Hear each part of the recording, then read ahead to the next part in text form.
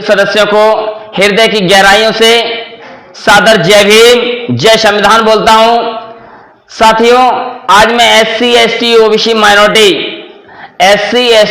Minority Bhim Army Bharat Ekta Mission Sangathan में जुड़े हुए सभी सदस्य, सभी पदाधिकारी और बहुजन समाज के समस्त लोगों से, भीम आर्मी के अलावा बहुजन समाज पार्टी के सभी पदाधिकारियों से कहना चाहता हूं कि मुझे राज्यसभा विधान परिषद मंत्रिमंडल और बहुजन समाज पार्टी से कोई पद नहीं चाहिए। ऐसी तमाम अफवाहें लगातार समाज में फैलाई जा रही हैं। मुझे राज्यसभा विधान परिषद मंत्रिमंडल और बहुजन समाज पार्टी में कोई पद नहीं चाहिए। इन पदों को आप अपने पास रखिए और समाज के लिए काम कीजिए। बहुजन समाज पार्टी की 2022 की तैयारी उचित नहीं है, ठीक नहीं है। अगर किसी पदाधिकारी को, यदि किसी लीडर को यह लगता है कि उनकी तैयारी अच्छी है, तो ये उनकी सबसे बड़ी गलतफहमी है। क्योंकि जनता आज नेताओं से, बहुजन समाज पार्टी के लीडरों से और पदाधिकारियों से नाराज है। ये जमीनी हकीकत है, ये नाराज है उनसे। इस संबंध में मैंने कई बार उत्तर प्रदेश में बहुजन समाज पार्टी की कमान को संभाल रहे भीम राजभर जी को फोन किया, सूचनाएं दी, लेकिन आज दिन तक उन्होंने इसको संज्ञान में नहीं लिया। आज दिन तक उन्होंने इसको संज्ञान में नहीं लिया। इसलिए मैंने आपको पहले भी बताया है और आज भी बता रहा हूं, जिसका खामियाजा बहुजन समाज पार्टी को पंचायत चुनाव में भुगतना पड़ा, जहां पर आज निर्दलीय और जिनका कभी कोई अस्तित्व नहीं हुआ करता था, जिनका कोई अस्तित्व नहीं होता था, उन लोगों ने भी पंचायत चुनाव में भागीदारी की और रिजल्ट अच्छा दिखाया। कहीं ना कहीं मनवादी पार्टियों को ताकत प्रदान करने का काम किया। साथियों, मैंने पूरे प्रदेश का पैदल घूम करके दौरा किया है, साइकिल के द्वारा दौरा किया है, मोटरसाइकिल चला करके जनसंपर्क किया है। साथियों, मुझे जमीनी हकीकत मालूम है। इसलिए मैं आपसे फिर कहना चाहता हूं, इस जमीनी हकीकत को हमारे नेता, हमारे पदाधिकारी इग्नोर कर देते हैं। आज बहुजन समाज पार्टी का वरिष्ठ पदाधिकारी जानता है, हर वरिष्ठ पदाधिकारी जानता है कि वास्तविकता में उनकी 2022 की कोई तैयारी ठीक नहीं है। फिर भी वो इसको नहीं मानता और जमीनी स्तर पर काम करने वाले लोगों की बातों को इग्नोर कर देते हैं, जिसका खामियाजा भुगतने के बाद ईवीएम पर या विरोधियों पर दोष लगा देते हैं। साथियों, मैं कहना चाहूंगा कि जमीनी हकीकत को समझिए, जमीनी बेस को मजबूत कीजिए। जब तक बेस मजबूत नहीं होगा तब तक बिल्डिंग नहीं बन सकती। वैसे ही जब तक बहुजन समाज पार्टी का बूथ मजबूत नहीं होगा तब तक सरकार नहीं बन सकती। इसलिए हमें बहुजन समाज पार्टी को सत्ता में लाने के लिए बूथ को मजबूत करना होगा, और बूथ को मजबूत करने के लिए हमें गांव-गांव घूमना होगा, हमें जिले-जिले में घूमना होगा, हमें हर विधानसभा में घूमना होगा। और साथियों, बहुजन समाज पार्टी को मजबूत बनाने के लिए स्वच्छ छवि वाले लोगों को भी आगे आना होगा। साथियों, जितने भी बहुजन समाज के संगठन चल रहे हैं, मैं उन सभी संगठनों से एक ही बात कहूंगा कि सामाजिक संगठन का कोई अपना निजी स्वार्थ नहीं होता। सामाजिक संगठन सदैव निस्वार्थ भाव से काम करते हैं। आप लोग आइए, निस्वार्थ भाव से काम कीजिए और बहुजन समाज पार्टी को मजबूत बनाइए।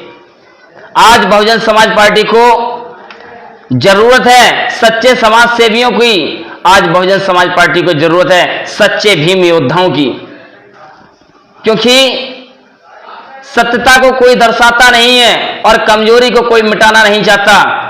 इसलिए इस मुहिम में मैं भीमपुत्र विजय कुमार आजाद स्वयं बहुजन समाज पार्टी को जमीनी स्तर पर मजबूत करने के लिए फिर एक बार मैं बहुजन समाज पार्टी को जमीनी स्तर पर मजबूत करने के लिए पूरे प्रदेश में जागरूकता कार्यक्रम करूंगा, जिसकी रूपरेखा हमारी राष्ट्रीय कमेटी ने तय कर ली है। जिसकी रूपरेखा हमारी राष्ट्रीय कमेटी ने तय कर दी है। समुच्चे उत्तर प्रदेश में मैं विशाल गोष्ठियों के माध्यम से, लघु गोष्ठियों के माध्यम से, जनसंपर्क के माध्यम से, साइकिल के माध्यम से, मोटरसाइकिल के माध्यम से, गोष्ठियों के माध्यम से, कैडर कैंपों के माध्यम से लोगों को जागरूक करूंगा और बहुजन समाज पार्टी की कार्यशैली के बारे में अवगत कराऊंगा और लोगों को बताऊंगा कि देश में यदि सबसे मजबूत और सबसे अच्छी कानून व्यवस्था कोई बना सकता है, कोई चला सकता, तो वो केवल एक ही पार्टी है, बहुजन समाज पार्टी। इसके लिए हम सबको एक साथ मिलकर, एक मत से, एक विचार से कार्य करना होगा और इसीलिए मैं लगातार बहुजन समाज को मजबूत बनाने के लिए विचार गोष्ठियां कर रहा हूं। इसके लिए हमें किसी मीडिया की जरूरत नहीं है, हमें उन लोगों की जरूरत है जो बहुजन समाज की आवाज को उठाते हैं। बहुजन मीडिया की जरूरत है और हम बहुजन मीडिया से भी अपील करेंगे कि सच्चाई को दर्शाएं। मैं इन गोष्ठियों में, इस कार्यक्रम में, जो आज इस कार्यक्रम की रूपरेखा हमारी राष्ट्रीय कमेटी और संगठन के राष्ट्रीय अध्यक्ष बड़े भाई राकेश कुमार दिवाकर जी हमारे उत्तर प्रदेश की जनसंपर्क यात्रा की रूपरेखा आज तैयार करेंगे और इस रूपरेखा को हमारे राष्ट्रीय मुख्य सचिव अविनाश कुमार अंबेडकर और मोनू कुमार आजाद जी मिलकर के सभी पदाधिकारियों को यह सूचना निर्गत कराएंगे ताकि प्रदेश में बहुजन समाज को मजबूत बनाने के लिए विचार गोष्ठियों की तैयारी जबरदस्त हो सके। मैं इन कार्यक्रमों में बहुजन समाज पार्टी से सहयोग की अपेक्षा रखता हूं और यदि बहुजन समाज पार्टी के पदाधिकारी यदि इन विचार गोष्ठियों में, इन कार्यक्रमों में अपना सहयोग देना चाहते हैं तो खुल करके सहयोग दें। आपका सहयोग सहर्ष आमंत्रित है और यदि आप सहयोग नहीं करते हैं तब भी हम लोग बहुजन समाज पार्टी को मजबूत बनाने के लिए अपने कार्यक्रमों को जारी रखेंगे। साथियों, आज मैं इस कार्यक्रम को करके दर्शाना क्या चाहता हूं, ये किस लिए करना चाहता हूं, मैं आपको बता दूं। मेरा यह संघर्ष निजी व्यक्ति के लिए नहीं, मेरा यह संघर्ष मेरे अपने लिए नहीं, मेरा यह संघर्ष एक व्यक्ति विशेष के लिए नहीं है। मेरा यह संघर्ष बहुजन समाज के लिए है। बहुजन समाज में छिपे हुए दलालों को, गद्दारों को बहिष्कृत करने के लिए और बहुजन समाज पार्टी को मजबूत बनाने के लिए होगा। मैं इस संघर्ष को करूंगा और इसके लिए लगातार पूरे प्रदेश में जनसंपर्क करूंगा, लोगों को जागरूक करूंगा और मैं आज भीम आर्मी भारत एकता मिशन पंजीकृत सामाजिक संगठन में जुड़े हुए सभी पदाधिकारियों को, सभी सदस्यों को और SC ST OBC माइनॉरिटी के लोगों से मैं कहना चाहूंगा कि आप लोगों से अनुरोध है हमारा, मेरी अपील है कि आप लोग प्रदेश में मजबूत कानून व्यवस्था और ईमानदार सरकार चलाने वाले, 4 बार प्रदेश की कमान को संभालने वाले भारत की महान आयरन लेडी माननीय बहन कुमारी मायावती जी के नेतृत्व वाली बहुजन समाज की सबसे मजबूत सरकार बहुजन समाज पार्टी की सरकार को बनाएं और हम सब लोग मिलकर 2022 में बहन कुमारी मायावती जी को 5वीं बार प्रदेश का मुख्यमंत्री बनाएं। साथियों, यही हमारा लक्ष्य है, क्योंकि जब बहन कुमारी मायावती जी सत्ता में होंगी तो उन्होंने अपनी शासन सत्ता में बहुजन समाज के लिए अनेकों कार्य किए और जब बहन कुमारी मायावती जी की सरकार होगी तब हम नई सरकार से, 2022 की नई सरकार से 6 सूत्री मांगे रखेंगे, जिसमें ये 6 सूत्री मांगे किसी व्यक्ति विशेष या संगठन विशेष की नहीं होंगी। यह मांगें बहुजन समाज के लिए होंगी, जिसमें से हमारी मांगें कुछ इस प्रकार हैं, क्योंकि ये मांगें आपको मालूम होनी चाहिए। इन मांगों के बारे में आप हर एक जन को बताएंगे। हमारी पहली मांग है कि प्रमोशन में आरक्षण का बिल लोकसभा से पास करवाना बसपा के द्वारा, नई सरकार के द्वारा प्रमोशन में आरक्षण का बिल पास करवाना, यह हमारी पहली प्राथमिकता होगी। बहुजन समाज के लिए निजी क्षेत्र में आरक्षण, आज सभी क्षेत्र प्राइवेट किए जा चुके हैं और प्राइवेट सेक्टर होने की वजह से एससी, एसटी, ओबीसी, माइनॉरिटी के लोगों को रोजगार नहीं मिल रहा। इसलिए मैं अपनी नई सरकार से, जो हमारी बहुजन समाज पार्टी की 2022 में सरकार बनेगी, बहन कुमारी मायावती जी 5वीं बार प्रदेश की मुख्यमंत्री बनेंगी, तब हम बहन कुमारी मायावती जी से दूसरी मांग रखेंगे कि वो एससी, एसटी, ओबीसी, माइनॉरिटी के लिए निजी आरक्षण की व्यवस्था करें। साथ ही जो भी नए विकास कार्यक्रम होंगे उसमें एससी, एसटी, ओबीसी, माइनॉरिटी के लोगों को प्राथमिकता दें। ऐसी हमारी दूसरी मांग होगी। वहीं हमारी तीसरी मांग,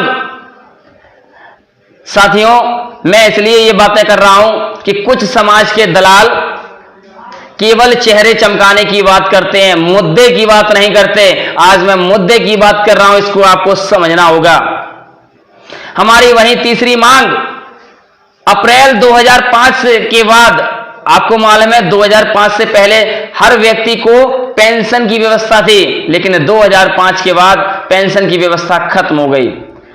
अप्रैल 2005 के बाद नवनियुक्त कर्मचारियों की पुरानी पेंशन व्यवस्था फिर से लागू की जाए, फिर से बहाली की जाए, इसके लिए हमारी तीसरी मांग रहेगी। और वहीं हमारी चौथी मांग, लगातार मैं देख रहा हूं कि हमारे बहुजन समाज के लोगों को संविधान के बारे में नहीं मालूम, हमारी नई युवा पीढ़ी को संविधान के प्रति ज्ञान नहीं है।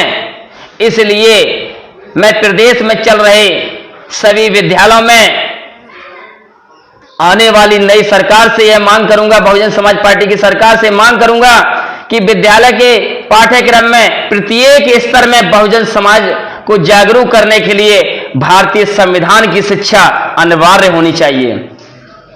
भारतीय संविधान की शिक्षा अनिवार्य कराने की मांग हम लोग करेंगे, संगठन के द्वारा करेंगे। और इसके लिए हमारी पांचवी मांग होगी कि आज मैं देख रहा हूं कि हमारे समाज के लोग अपने बच्चों को बेहतर शिक्षा देने के लिए महंगे से महंगे स्कूलों में भेजते हैं, लेकिन वहां भी रिजल्ट जीरो रहता है। इसलिए जिस प्रकार से दिल्ली में एजुकेशन की शिक्षा मजबूत हो चुकी है, केरल में एजुकेशन की शिक्षा मजबूत है, उसी प्रकार से उत्तर प्रदेश में भी शिक्षा की व्यवस्था में सुधार लाने के लिए, सरकारी विद्यालयों में शिक्षा की गुणवत्ता में सुधार लाने के लिए मैं प्रदेश की नई सरकार से मांग करूंगा, ताकि प्रदेश में शिक्षा की व्यवस्था, सरकारी विद्यालयों में शिक्षा की गुणवत्ता की व्यवस्था सुधर सके और शिक्षा की व्यवस्था में सुधार आए, ताकि लोग सरकारी विद्यालयों में अपने बच्चों को पढ़ा सकें। साथियों, वहीं हमारी तीसरी मांग एससी, एसटी, ओबीसी, माइनॉरिटी के लिए, मैं ये इसलिए बता रहा हूं कि आज देश में लगातार भ्रष्टाचार, आतंकवाद चरम सीमा पर फैल रहा है और मनवादी लोग आज लगातार एससी, एसटी, ओबीसी, माइनॉरिटी के ऊपर जुल्म ढा रहे हैं, क्योंकि ये लोग कहीं ना कहीं अस्त्र शस्त्र का दुरुपयोग करते हैं। साथियों, आज हमें अपनी आत्म सुरक्षा के लिए, अपने जीवन की सुरक्षा के लिए, अपने परिवार की सुरक्षा के लिए हमें भी सुरक्षा यंत्रों की आवश्यकता है। इसलिए मैं 2022 में बनने वाली बहुजन समाज पार्टी की 5वीं बार की सरकार से ये 6वीं मांग करूंगा कि एससी, एसटी, ओबीसी, माइनॉरिटी के लिए, खास करके एससी, एसटी, ओबीसी और माइनॉरिटी के लिए शस्त्र लाइसेंस की विशेष प्रावधान के द्वारा व्यवस्था कराई जाए। विशेष प्रावधान का अर्थ क्या है, ये आपको समझना होगा, क्योंकि बहुत से लोग शब्दों को तो सुन लेते हैं लेकिन समझ नहीं पाते। विशेष प्रावधान का मतलब क्या है? विशेष प्रावधान का मतलब यह है कि जब भी हम कभी भी लाइसेंस के लिए अप्लाई करें तो हमारा लाइसेंस 3 दिन में बनना चाहिए। 3 दिन में हमें शस्त्र का लाइसेंस मिले। और शस्त्र खरीदने के लिए हमें बहुजन समाज पार्टी के द्वारा, हमारे बहुजन समाज पार्टी के द्वारा बहुजन समाज के लोगों को अनुदान मिले, अनुदान राशि दी जाए। और साथ ही शस्त्र खरीदने के लिए, शस्त्र को खरीदने के लिए ऋण सुविधा बिना ब्याज के उपलब्ध कराई जाए। इस प्रकार की हमारी 6 मांगें आने वाली 2022 की सरकार में होंगी। लेकिन इसके लिए हमें और आपको एकजुट होकर, एक मन से, एक विचार से बहुजन समाज पार्टी को मजबूती से सत्ता में लाना है। साथियों, एक पौधा आज लगाएंगे तो उसको बड़ा होने में 2 साल, 3 साल, 4 साल, 5 साल, 6 साल लग जाएंगे। जैसे जैसे पौधा बड़ा होगा वैसे वैसे उसकी टहनियां फैलेंगी। तो साथियों, बहुजन समाज पार्टी को आज स्थापित हुए 40 साल हो चुके हैं, उसकी टहनियां फैल चुकी हैं। आज हमें बहुजन समाज पार्टी को पानी और खाद देने की जरूरत है, मजबूती देने की जरूरत है। हमें विश्वास है आज देश की बहुजन समाज के लोगों की, देश की तीसरे नंबर की पार्टी को यदि हम लोग निस्वार्थ भाव से सपोर्ट करेंगे, निस्वार्थ भाव से मदद करेंगे और निस्वार्थ भाव से उसका प्रचार प्रसार करेंगे, तो हमें विश्वास है ये तीसरे नंबर वाला व्यक्ति, तीसरे नंबर वाली सरकार पहले नंबर पे आने में ज्यादा टाइम नहीं लेती। हमें विश्वास है देश की तीसरे नंबर की बहुजन समाज पार्टी देश की पहले नंबर की बहुजन समाज पार्टी बनेगी। साथियों, यही एक मूल मंत्र है जो आपको और हमको समझना होगा। मैं आप लोगों से कहना चाहूंगा कि संगठन का विस्तार मजबूती से कीजिए। संगठन के द्वारा आप लोगों को जो जिम्मेदारियां दी गई हैं, उन जिम्मेदारियों का आप सही से नेतृत्व करते रहिए, क्योंकि आपकी ताकत इतनी हो चुकी है कि आपकी ताकत को देखकर मनवादी ताकतें स्वयं कांपने लगे हैं। मैं आप लोगों से यही कहूंगा कि आज की जो हमारी वार्ता है, उस वार्ता को ध्यान से सुने। और बहुजन समाज के 4 लाख संगठन चल रहे हैं, 5000 से अधिक राजनीतिक पार्टियां चल रही हैं। मैं सभी से कहना चाहूंगा कि एक मन, एक विचार और एक झंडे के नीचे आइए, तभी समस्या का समाधान होगा। अन्यथा टुकड़ों में बटे रहेंगे तो ये 3% गद्दार लोग हम 97% लोगों पर राज करते रहेंगे। आज भीम आर्मी भारत एकता मिशन पंजीकृत सामाजिक संगठन की मुहिम में कई एक संगठन शामिल हो चुके हैं, जिसमें मुख्य भूमिका निभा रहे मिशन 78 के राष्ट्रीय अध्यक्ष रामनाथ जी लगातार अपने संगठन के द्वारा, गवर्नमेंट एम्प्लॉइयों के संगठन के द्वारा बहुजन समाज के सभी गवर्नमेंट एम्प्लॉइयों को भीम आर्मी भारत एकता मिशन की कार्यशैली और उद्देश्यों के प्रति जागरूक कर रहे हैं। मैं भी आप लोगों से यही कहूंगा कि आप लोग अपने अपने क्षेत्र में चल रहे सभी संगठनों को एकजुट करने का काम करें, एक विचारधारा में ढालने का काम करें, क्योंकि सामाजिक संगठन चुनाव नहीं लड़ते, और जो लोग चुनाव नहीं लड़ते वो लोग निस्वार्थ भाव से काम करते हैं। हम बहुजन समाज पार्टी को, उस बहुजन समाज पार्टी को सपोर्ट करते हैं जो बहन कुमारी मायावती जी के नेतृत्व में चलती है। और हमें विश्वास है जब तक बहन कुमारी मायावती जी बहुजन समाज पार्टी का नेतृत्व करेंगी, तब तक बहुजन समाज पार्टी लगातार उन्नति हासिल करेगी। और हम बहुजन समाज पार्टी की मुखिया बहन कुमारी मायावती जी को मजबूती प्रदान करने के लिए लगातार संघर्ष करते रहेंगे, क्योंकि यही हमारी तरफ से हमारी बहन के लिए, बहुजन समाज की बेटी के लिए एक उपहार होगा। इस उपहार को देने के लिए हम सभी बहुजन समाज के लोगों को बहुजन समाज पार्टी को मजबूत बनाना होगा और बहन कुमारी मायावती जी को प्रदेश का 5वीं बार मुख्यमंत्री बनाना होगा। सभी लोग आज से इस मुहिम को सोशल मीडिया पर जनाधार के रूप में दिखाना शुरू कर दीजिए। जमीनी स्तर पर गांव-गांव मीटिंग करके लोगों को जागरूक करना आरंभ कर दीजिए। लघु गोष्ठियों के द्वारा, विचार गोष्ठियों के द्वारा लोगों को समझाना आरंभ कर दीजिए। जूम ऐप के द्वारा, पब्लिक ऐप के द्वारा, जितने भी हमारे सोशल साइट्स हैं उनके द्वारा बहुजन समाज को जागरूक करना आरंभ कर दीजिए। अगर देश में बहुजनों को कोई सुरक्षा प्रदान कर सकता है तो केवल बहुजन समाज पार्टी। और जो लोग बहुजन समाज पार्टी के खिलाफ या उससे हटकर प्रचार प्रसार करते हैं वो लोग निश्चित ही बीजेपी की शासन व्यवस्था को लागू करना चाहते हैं।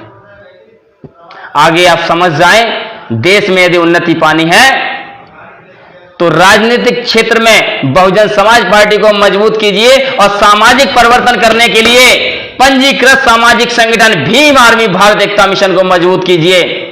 और जिन गद्दारों को मैंने आज दिन तक निकाला है वो सभी गद्दार अपनी नई पार्टियां बना चुके हैं। नई पार्टियां बनाकर बहुजन समाज पार्टी को कमजोर करने के लिए मनवादी पार्टियों से मोटा पैसा ले चुके हैं। और जिन गद्दारों को हमने संगठन से निकाला है, जो गद्दार संगठन से हमने जिनको निकाला है वो बीजेपी या कांग्रेस से मोटा पैसा लेकर नया संगठन भी बना चुके हैं। ऐसे गद्दारों से भी आपको सावधान रहने की जरूरत है। आज पंजीकृत सामाजिक संगठन भीम आर्मी भारत एकता मिशन के साथ कई एक संगठन एकजुट होकर एक विचार के साथ संघर्ष कर रहे हैं और सभी का एक ही संकल्प है 22 में बसपा, 22 में बहुजनों की सरकार को बनाना और 22 में 2022 में मनवादियों के तख्ते को जड़ से खत्म करना, मनवादियों को जड़ से उखाड़ कर फेंकना, यह हमारा संकल्प है। इसी संकल्प के साथ मैं अपनी वाणी को कुछ समय के लिए रोकता हूं और आपको मैं अवगत करा दूं कि जो प्रदेश में हमारी जनसंपर्क यात्राएं होंगी उसकी सूची आज रात 11 बजे तक जारी कर दी जाएगी। सभी पदाधिकारी अपने अपने क्षेत्र में तैयारी करना आरंभ कर दें। जय भीम, जय संविधान, जय मूल्यवासी, नीला सलाम।